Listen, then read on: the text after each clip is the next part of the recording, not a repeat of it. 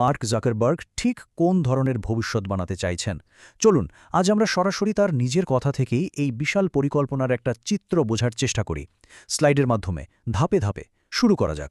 তাহলে আসল প্রশ্নটা কি? এই যে এত বড় উদ্যোগ, এর পেছনের মূল লক্ষ্যটা কি?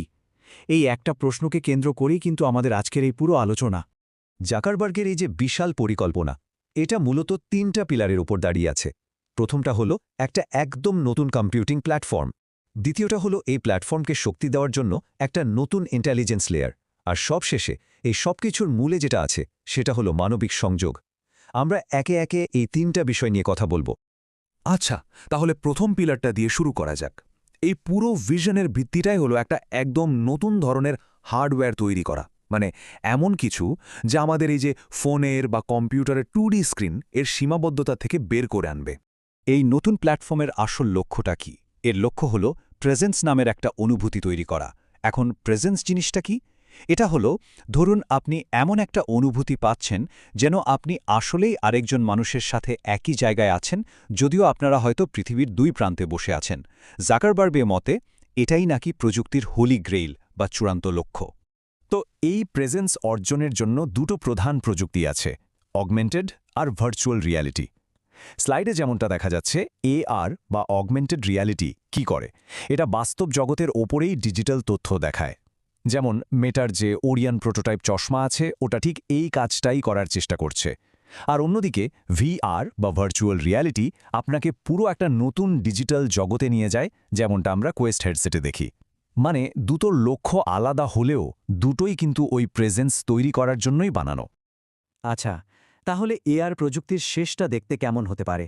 একবার ভাবুন তো, একটা সাধারণ দেখতে চশমা, যেটা আপনার চোখের সামনে বাস্তব জগতেই হোলোগ্রাম দেখাতে পারবে। অনেকটা স্টার ট্রেক সিনেমার ইউনিভার্সাল ট্রান্সলেটরের মতো, যেখানে প্রযুক্তিটা এতটাই স্বাভাবিক হয়ে যায় যে ওটাকে আর আলাদা করে প্রযুক্তি মনেই হয় না, বরং আমাদের অভিজ্ঞতার একটা অংশ হয়ে যায়। তো হার্ডওয়্যারের কথা তো হলো, এবার আসা যাক দ্বিতীয় পিলার বা স্তম্ভে। দেখুন, শুধু নতুন হার্ডওয়্যার বানালেই তো হবে না, তাই না? ওটাকে চালানোর জন্য তো একটা শক্তিশালী ব্রেন লাগবে। আর সেই ব্রেন বা ইন্টেলিজেন্স লেয়ারটাই হলো আর্টিফিশিয়াল ইন্টেলিজেন্স, মানে এআই।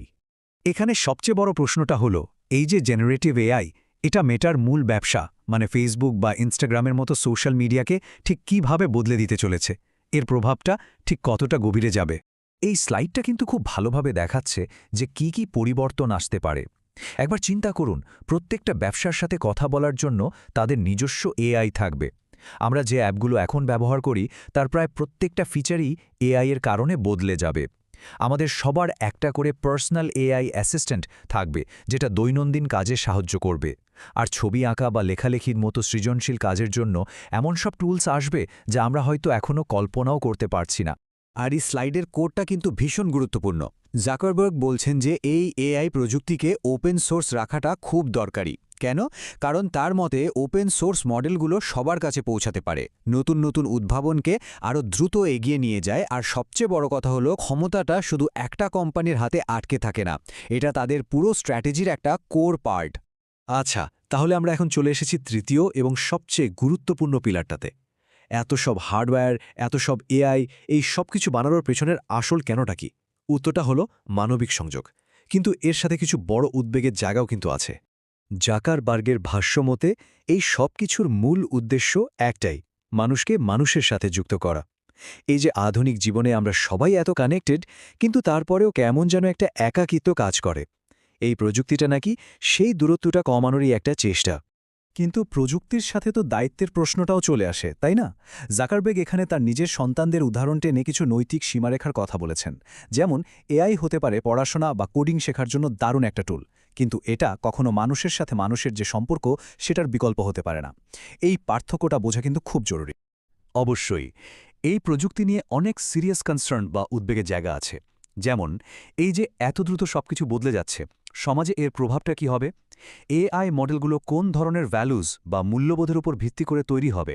আর সবচেয়ে বড় ভয়, এত শক্তিশালী প্রযুক্তির যদি অপব্যবহার হয় সেটা কিভাবে ঠেকানো যাবে? এগুলো কিন্তু খুবই বাস্তব এবং জরুরি প্রশ্ন। এত বিশাল একটা পরিকল্পনা, এত আয়োজন, কিন্তু সত্যিটা হলো এর শেষটা কি হবে তা এখনও কেউ জানে না। ভবিষ্যৎটা এখনও লেখা হয়নি। আর একটা খুব বড় প্রশ্ন কিন্তু এখনও ঝুলে আছে। আর এটাই হলো সেই শেষ এবং সবচেয়ে বড় প্রশ্নটা, যেটা জাকারবার্গকেও ভাবাচ্ছে। প্রশ্নটা হলো, কিভাবে এমন একটা এআই তৈরি করা যায় যেটার মধ্যেকার মূল্যবোধগুলো শুধু যারা এটা তৈরি করছে তাদের প্রতিফলন হবে না, বরং সেটা সারা পৃথিবীর কোটি কোটি মানুষের যে ভিন্ন ভিন্ন সংস্কৃতি আর মূল্যবোধ আছে সেটারও প্রতিফলন ঘটাবে। এই একটা প্রশ্নই হয়তো আমাদের আগামী দশকের সবচেয়ে বড় চ্যালেঞ্জ হতে চলেছে।